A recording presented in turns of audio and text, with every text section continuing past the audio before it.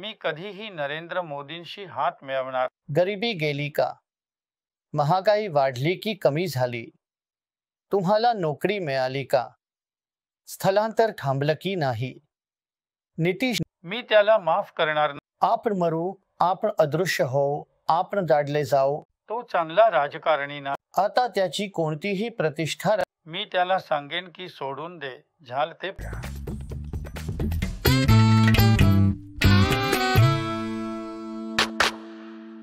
तुम्हाला बघून बरं वाटलं, कारण तुम्ही खूप कठीण काळातून गेला आहात. पण माझा एक प्रश्न आहे. 34 वर्षे तुम्ही अनेक आरोप, केसेस सहन केल्या, पण कधीही भाजपात जॉईन केलं नाही. भाजपात गेला असतात तर तुमचे सगळे केस मिटले असते. तुम्ही सुखी माणूस झाला असतात.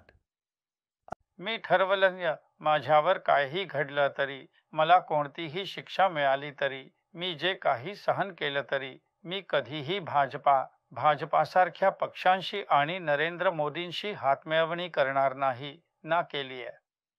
आणि आम्ही त्यांना नष्ट करू. मला आजारी असलं तरी मला आजारी वाटत नाही आणि आम्ही त्यांना हरवू. माझा मुलगा तेजस्वी यादव खूप मेहनत घेतोय आणि निवडणुकीच्या काळात उकाड्यातही तो दररोज 4 ते 5 सभा घेतोय. म्हणून बिहारमधून चांगला निकाल. पण तुम्ही मोदींसोबत जॉईन किंवा मित्रपक्ष का झाला नाहीत? So, to assembly elections you have done quite well. Yet, you have not been able to convert it into the Lok Sabha. You know, we find this across the country that, say Karnataka, the BJP does okay in local elections, national elections come, it shoots up. So, what do you think? What are things looking like? तो चांगला राजकारणी नाही. तो सांप्रदायिक आहे आणि त्याच्या कारकिर्दीत देश तुटला. देश तुकडे होण्याच्या कगारावर आहे. म्हणूनच मी अनेक नेत्यांसोबत होतो, अनेक मोठ्या राष्ट्रीय नेत्यांसोबत. मी 2 तो चांगला राजकारणी नाही. तो सांप्रदायिक आहे आणि त्याच्या कारकिर्दीत देश तुटला. देश तुकडे होण्याच्या कगारावर आहे. म्हणूनच मी अनेक नेत्यांसोबत होतो, अनेक मोठ्या राष्ट्रीय नेत्यांसोबत. मी 2 पंतप्रधानही बनविले, पण तो चांगला राजकारणी नाही. तो सांप्रदायिक आहे आणि त्याच्या कारकिर्दीत देश तुटला. देश तुकडे होण्याच्या कगारावर आहे. म्हणूनच मी अनेक नेत्यांसोबत होतो, अनेक मोठ्या राष्ट्रीय नेत्यांसोबत. मी 2 तो चांगला राजकारणी नाही. तो सांप्रदायिक आहे आणि त्याच्या कारकिर्दीत देश तुटला. देश तुकडे होण्याच्या कगारावर आहे. म्हणूनच मी अनेक नेत्यांसोबत होतो, अनेक मोठ्या राष्ट्रीय नेत्यांसोबत. मी 2 पंतप्रधानही बनविले, पण त्याच्यासारखा माणूस मी. तो चांगला राजकारणी नाही. तो सांप्रदायिक आहे आणि त्याच्या कारकिर्दीत देश तुटला. देश तुकडे होण्याच्या कगारावर आहे. म्हणूनच मी अनेक नेत्यांसोबत होतो, अनेक मोठ्या राष्ट्रीय नेत्यांसोबत. मी 2 पंतप्रधानही बनविले, पण त्याच्यासारखा माणूस मी कधी पाहिला नाही. तो चांगला राजकारणी नाही. तो सांप्रदायिक आहे आणि त्याच्या कारकिर्दीत देश तुटला. देश तुकडे होण्याच्या कगारावर आहे. म्हणूनच मी अनेक नेत्यांसोबत होतो, अनेक मोठ्या राष्ट्रीय नेत्यांसोबत. मी 2 पंतप्रधानही बनविले, पण त्याच्यासारखा माणूस. तो चांगला राजकारणी नाही. तो सांप्रदायिक आहे आणि त्याच्या कारकिर्दीत देश तुटला. देश तुकडे होण्याच्या कगारावर आहे. म्हणूनच मी अनेक नेत्यांसोबत होतो, अनेक मोठ्या राष्ट्रीय नेत्यांसोबत. मी 2 पंतप्रधानही बनविले. मी तुम्हाला फक्त विचारू शकतो का? मी तुमचे प्रचार करताना पाहिलं आहे.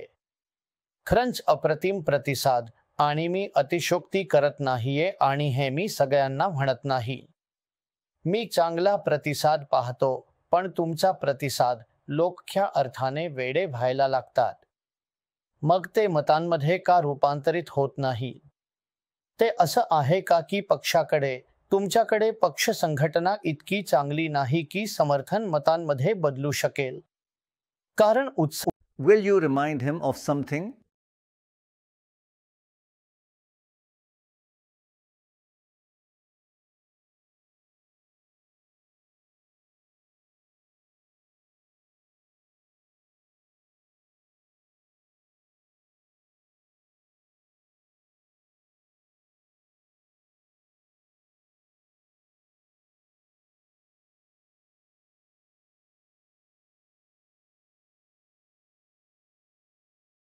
उन्हाळ्यात ही या काळात गर्दी नक्की जमते, कारण आपण नेहमी योग्य मुद्दे, ज्वलंत मुद्दे, जे लोकांना सध्या हवे आहेत ते उपस्थित करतो. बेरोजगारी हा मोठा मुद्दा आहे. लोकांना मोदीजींविषयी नाही, मुद्द्यांवर चर्चा करायची आहे. त्यांना सरकारकडून परिणाम हवे आहेत. आणि जर तुम्ही बिहारमध्ये झालेल्या गेल्या 2 विधानसभा निवडणुकांकडे पाहिलात, आपण सर्वात मोठी पक्ष बनलो आहोत. म्हणून लोक म्हणायचे की आपण फक्त एम-वाय पक्ष आहोत. पण जर तुम्ही रोजगारासारखा मुद्दा उपस्थित केलात, तर धर्म किंवा जात, मतदार कुठल्याही असोत, 2020 मध्ये त्यांनी मला जवळपास बहुमत दिलं. आणि माझा विश्वास आहे की आमच्या विरुद्धच्या 5 जागांवर अन्यायपूर्ण कृत्ये झाली आहेत. कारण पहिल्यांदाच 2020च्या निवडणुकीत निवडणूक आयोगाला तब्बल 3दा पत्रकार परिषद काढावी लागली. आणि ते म्हणायचे की नाही, आम्ही फसवणूक करत नाही, आम्ही निष्पक्ष आहोत. आणि ते म्हणायचे की आम्ही मतमोजणी थांबवू. आणि त्यांनी संध्याकाळपासून मतमोजणी थांबवली आणि रात्री 10 वाजता पुन्हा मतमोजणी सुरू केली. म्हणून तुम्ही पुढच्या दिवशी वृत्तपत्रात पाहिले असेल की किती जागा ज्या निवडणूक आयोगाने घोषित केल्या, पण जिंकलेल्या आमच्या उमेदवारांना प्रमाणपत्र दिले नव्हते. शेवटी निवडणूक आयोग जे निर्णय घेईल ते आपल्याला स्वीकारावं लागेल. म्हणून तुम्ही पाहिलं तर आपण जवळपास पोहोचलो आहोत. आपल्याकडे 100 तर तुम्ही 2 विधानसभा निवडणुकांमध्ये ब्र केलंय, पण लोकसभेत रूपांतर करू शकला नाहीत. तुम्हाला माहीत आहे, आपण देशभरात पाहतो की कर्नाटकमध्ये भाजप स्थानिक निवडणुकांमध्ये ठीकठाक करतं, राष्ट्रीय निवडणुका आल्या की उधळून टाकतं. मग तुम्हाला काय वाटतं, यावेळी परिस्थिती कशी दिसते? कारण मागच्या वेळी खूप वाईट होतं, तुम्हाला माहीत आहे. म्हणजे तुमच्याकडे फक्त 1 जागा होती, तीही किशनगंजमध्ये. तुम्हाला वाटतं यावेळी If you look at the last 2, 3, what advice will you give? No, see, every party has their right? They want seats and the best seats they want. So, we have to make adjustments. It's nothing like that. But it is our duty to really see and divide the tickets on a winnability factor.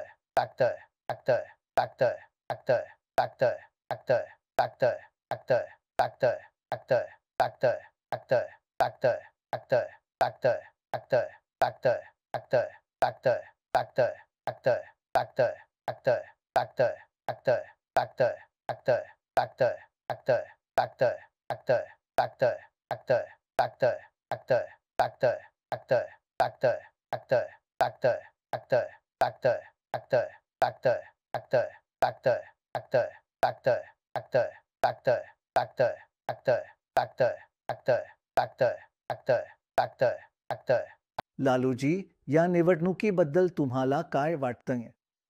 तुम्ही विधानसभा निवडणुकीत चांगलं काम केलंत.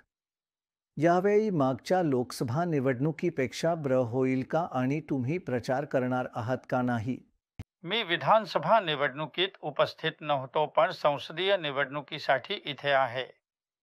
संसदेत, लोकसभा निवडणुकीत देशाची जनता, तरुण आणि शेतकरी सध्याच्या सरकारने फसवल्याची भावना बाळगत आहेत. आणि नितीश कुमार, ज्यांनी विधानसभा निवडणुकीच्या 5 जागा फसवल्या, म्हणून आम्ही सगळे सतर्क आणि लालूजी, तुम्ही आणि नितीश तर सगळीकडे भिडत असता. आता नितीश कुमार इथे. मी जिथे आता बसलोय तिथे झोपायचो. अचानक नितीश कुमार येऊन मला उठवायचे, आसन धरून ठेवायचे. नितीश कुमारला काय झालं असेल,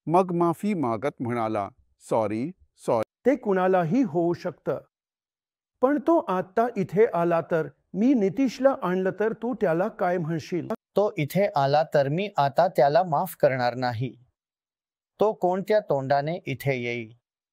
तो आज इथे आला तरी मी त्याला माफ करणार नाही. उलट त्याचं आभारीही व्हायला हवं. तो घरी आला तर त्याने स्वतःहूनच निघून जावं. तो इथे आला तर मी आता त्याला माफ करणार नाही. तो कोणत्या तोंडाने इथे येईल? तो आज इथे आला तरी मी त्याला माफ करणार नाही. उलट त्याचं आभारीही व्हायला हवं. तो घरी आला तर त्याने स्वतःहूनच निघून जावं. So Laluji, don't.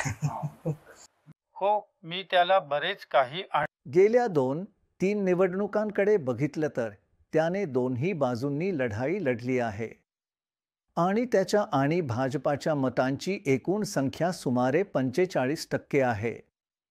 माझा प्रश्न तुमच्याकडे थोडा वेगळा आहे. तुम्ही खरंच सरकारी नोकरी केली आहे. हे तुम्हाला राजकारणी म्हणून कसं बदललं आणि तुम्हाला कोणते धडे शिकवले ज्यामुळे तुम्ही उत्तम राजकारणी बनलात आणि मी तिथे 17 महिने होतो आणि आधीही 18 महिने होतो. त्यामुळे मी त्याच्यासोबत काम केलं. त्याला दुसऱ्यांच्या कल्पना घेणं आवडत नाही. त्याचं स्वतःचं मनोवृत्ती आहे. तंत्रज्ञानाची त्याला समज नाही. जर कोणी फोनवर दिसला तर तो ओरडेल, फोनवर का आहेस?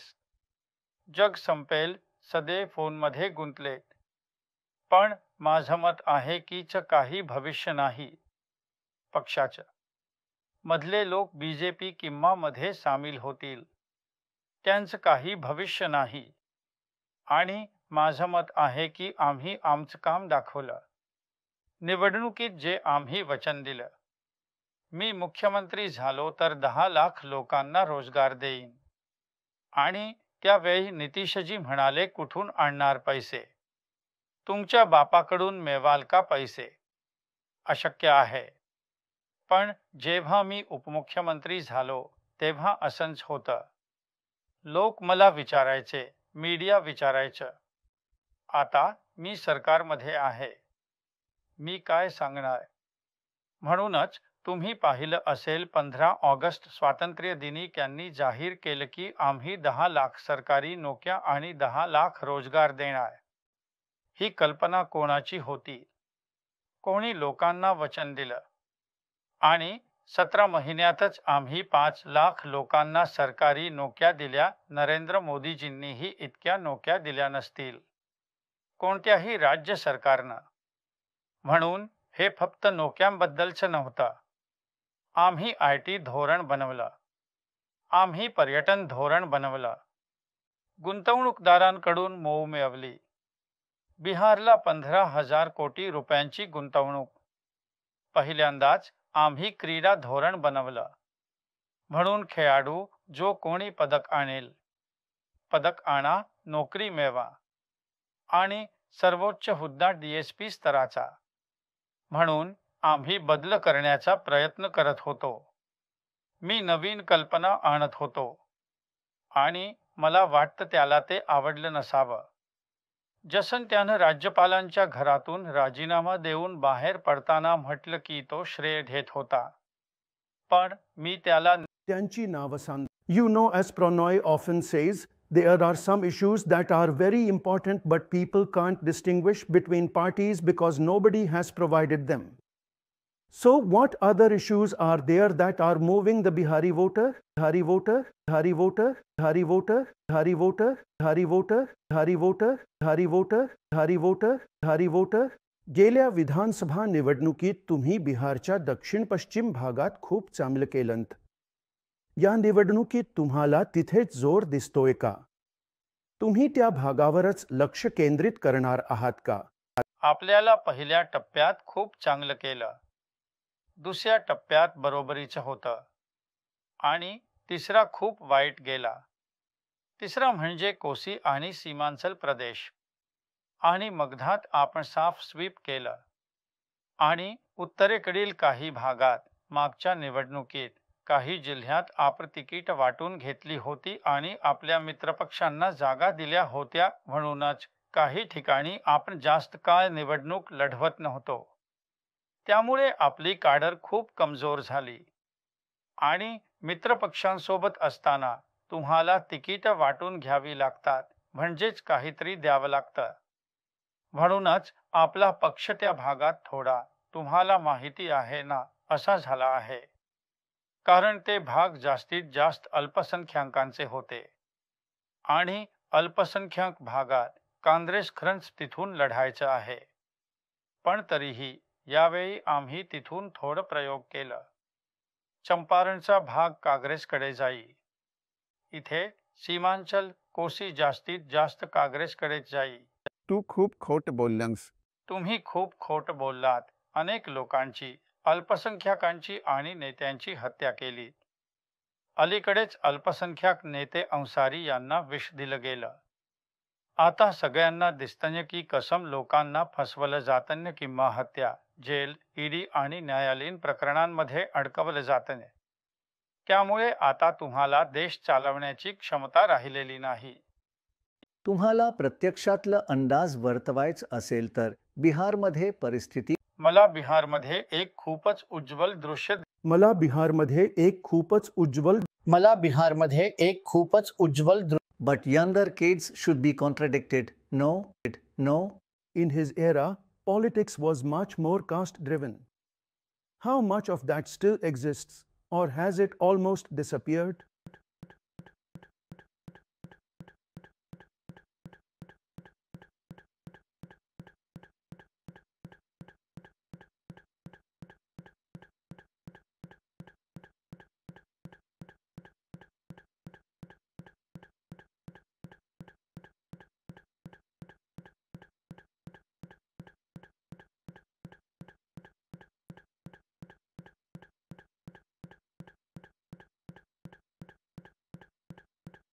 Last thing, thank you very, very much. You are looking well and better than for the last 5-7 years. So, it's very good. One message you want to give to See, obviously, it's challenging for us, especially for the regional party. BJP, they have resources and more opportunities for the Prime Minister to campaign in our state. And our state has always been challenging for the BJP. Ruling after 10 years, Prannoy नेहमी म्हणतो तसं काही मुद्दे खूप महत्त्वाचे असतात, पण लोकांना पक्षांमध्ये फरक कळत नाही कारण कोणीच ते पुरवलेले नसतात. मग बिहारी मतदारांना कोणते आपण स्थानिक प्रश्नांकडे लक्ष केंद्रित करत आहोत आणि लोकांना जाणीव करून देत आहोत की तुमची गावे विकसित झाल्यास देश विकसित होऊ शकत नाही आणि पुढे जाऊ शकत नाही. त्यांनी तुमच्या गावाकरिता काय केलं आहे? त्यांनी बिहारने एनडीएला 39 खासदार दिले आहेत. नरेंद्र मोदीजी 10 वर्षांसाठी पंतप्रधान आहेत. बिहारमध्ये 17 वर्षांपासून डबल इंजिन सरकार आहे. त्यांचा खासदार 15 वर्षांपासून जिंकत आला आहे. त्यांचे स्थानिक आमदार आहेत. अतेझेड सगळं सेटअप तुम्ही पाहिलं तर त्यांच्याकडे आहे. मी जातो आणि लोकांना विचारतो, गरिबी गेली का? महागाई वाढली की कमी झाली? तुम्हाला रोजगार मिळाला का? स्थलांतर थांबलं की नाही? मोदीजींनी शेतकऱ्यांना वादा केला होता की 2022 पर्यंत उत्पन्न दुप्पट करतील. प्रत्येकासाठी कायमचं घर बांधतील. आता लोक ते समजू लागले आहे. म्हणून आपलं कर्तव्य आहे की त्यांना खऱ्या प्रश्नांची जाण द्यावी. आपण नेते आहोत आणि लोकांना समजावणं हे आपलं कर्तव्य आहे. पण भाजपा खूप हुशारीने खेळत आहे. ते खऱ्या प्रश्नांवर बोलत नाहीत. ते प्रश्न बदलू पाहतात. आणि आता मीडियाही तसंच आहे. आम्ही जे पाहत आहोत त्या काळात मीडिया कधीच असं नव्हतं. ते निष्पक्ष नाहीत. त्यांनी सरकारला, मंत्र्यांना प्रश्न विचारले पाहिजे, पण ते विरोधी पक्षाला प्रश्न विचारत आहेत. विरोधी पक्षावर त्यांना काही लहानसम सापडलं तर ते मोठं काही सापडल्यासारखं चित्रित करतात.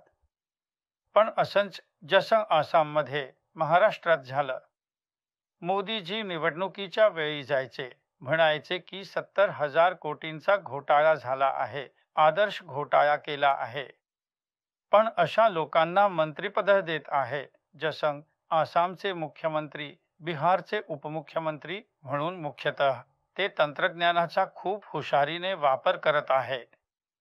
त्यांच्याकडे पैसा आहे, मीडिया आहे, म्हणून लोकांना भुलवण्यासाठी त्यांच्याकडे अधिक शक्ती आहे.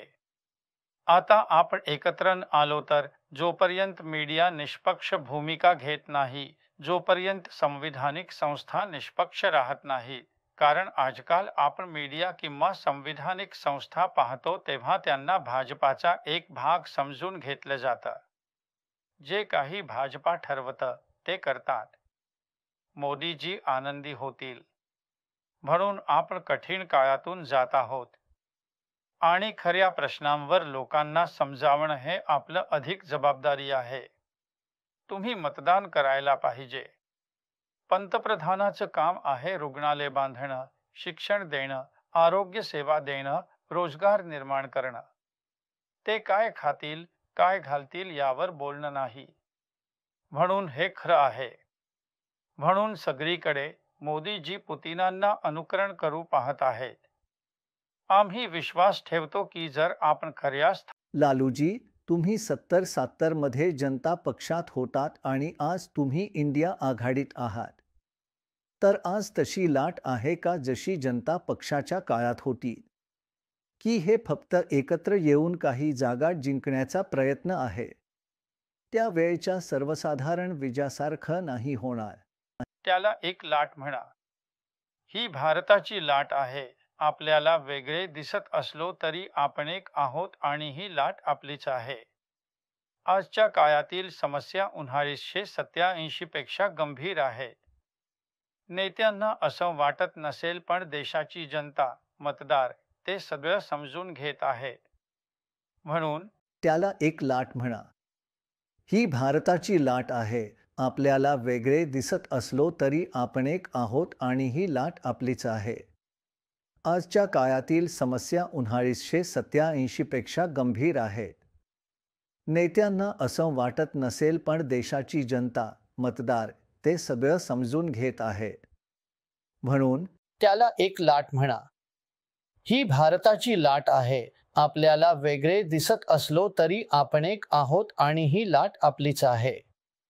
आजच्या काळातील समस्या 1987 पेक्षा गंभीर आहेत. नेत्यांना असं वाटत नसेल पण देशाची जनता, मतदार ते सगळं समजून घेत आहेत. त्याला एक लाट म्हणा. ही भारताची लाट आहे. आपल्याला वेगळे दिसत असलो तरी आपण एक आहोत आणि ही लाट आपलीच आहे.